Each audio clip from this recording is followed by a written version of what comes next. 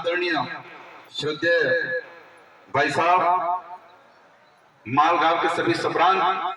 महानुभावों, माताओं बहनों, काबजा, नानली सागर और फतेहपुरा और भी जहां पर भी परम आदरणीय भाई साहब के द्वारा जो कथाएं की गई है, जो परिजन यहाँ पर पधारे उन सभी का गायत्री शक्तिपीठ आस्ट्रो की ओर से भावहीना अंतरतम मन की गहराइयों से आप सभी का स्वागत और अभिनंदन करता हूं। जैसा कि आज पूर्णाहुति के साथ ही आपके गांव माल में जो कथा का क्रम है वो पूर्णाहुति के साथ भी आज यहां थम सा जाएगा। कार्यक्रम के उपरांत जैसा कि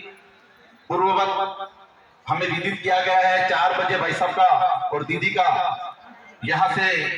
विदाई समारोह, 5 बजे का समय दिया है, विदाई समारोह होगा। यहां से विदा होंगे आप सभी से मिलकर के, और हम सभी यहां से भाई साहब और दीदी को लेकर के रायकी गांव में जाएंगे, जहां पर कल से आज से वहां एक रूपरेखा बताने के बाद में जो अखंड ज्योत है उसकी स्थापना वहां पर भी किसी बड़े ही सौभाग्यशाली व्यक्ति के घर में होगी, और कल से भाई साहब का ये क्रम रायकी गांव में चलेगा। माल गांव के सभी सर्व समाज के बंधुओं और मातृ शक्तियों का मैं बहुत ही आभार व्यक्त करता हूं कि आप सबने बहुत ही अच्छे तरीके से, अनुशासित तरीके से, हृदय से अपने सारे काम को छोड़ करके पूरे मन के साथ में इस कार्यक्रम में अपने आप को जोड़ा, तन मन और धन से पूर्ण सहयोग किया। और जब ऐसे कार्यक्रम में हम आकर के मंच के ऊपर हमारी इन बेटियों को हम देखते हैं तो हमारा हृदय बड़ा ही भाव विभोर हो जाता है, बड़ा ही गदगद हो जाता है, बड़ी खुशी आ जाती है कि निश्चित रूप से सतयुग आने वाला है। हमारी बेटियां जब इस तरह से मंच पर बैठ करके यज्ञों की कार्य को जब पूरी तरह से करवाती हैं तो तब लगता है कि अब हमारी बेटियों के गले नहीं कटेंगे। तब हमें लगता है कि हमारी बेटियां इस बात को समझ गई है, क्योंकि सोशल मीडिया के माध्यम से हम देखते हैं हमारी बेटियां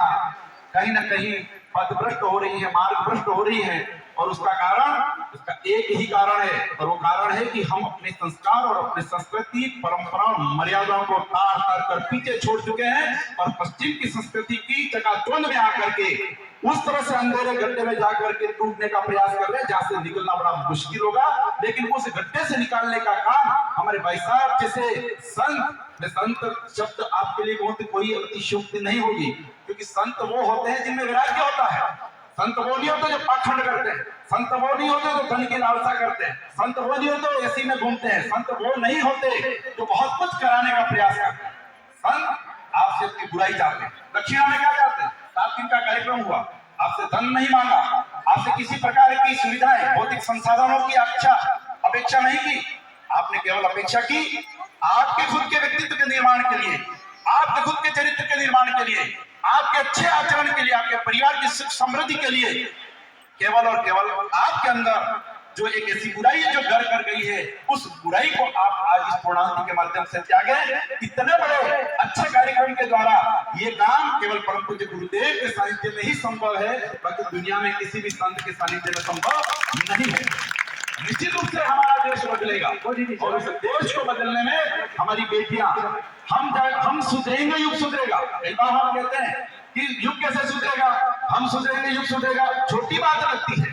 बात तो बड़ी छोटी है, लेकिन हम परिवार से बनते हैं, परिवार मिलते हैं तो समाज बनता है, और जब समाज मिलते हैं तो देश और राष्ट्र बनता है। अगर व्यक्ति स्वयं सुधर गया, अगर हर व्यक्ति सुधर गया तो पूरा परिवार सुधर गया, और अगर परिवार सुधर गया तो समाज स्वतः ही सुधर जाएगा, और अगर सारे समाज अगर सुधर गए तो राष्ट्र निश्चित रूप से उस परावैभव को प्राप्त करेगा, उस उन्नति के मार्ग की ओर जाएगा जिस विश्व गुरु की परिकल्पना हम आज तक करते आ रहे हैं। और हमारा देश निश्चित रूप से उस वैभव को प्राप्त करेगा, जैसा कि 2026 के परम पूज्य गुरुदेव ने कहा था कि भारत फिर दुनिया का नेतृत्व करेगा। और 2026 हमारे माताजी का भी जन्म दिवस का 100 वर्ष पूरे हो रहे हैं, अखंड ज्योति के भी 100 वर्ष हो रहे हैं। और अब जबकि 3 साल पहले, 2 साल पूर्व में आसपुर नाम ने 108 कुंड गायत्री महायज्ञ किया, उस समय हमें बड़ा आश्चर्य होता कि भाई साहब इतना बड़ा कार्यक्रम हम नए लोग थे कैसे कर पाएंगे। लेकिन गुरुदेव साथ में होते हैं, निकल पड़ो, कारवासा बन जाता है। ये यहाँ पर दिख रहा है। जब शुरू में आए थे घटना में क्या स्थिति थी, अब क्या स्थिति। और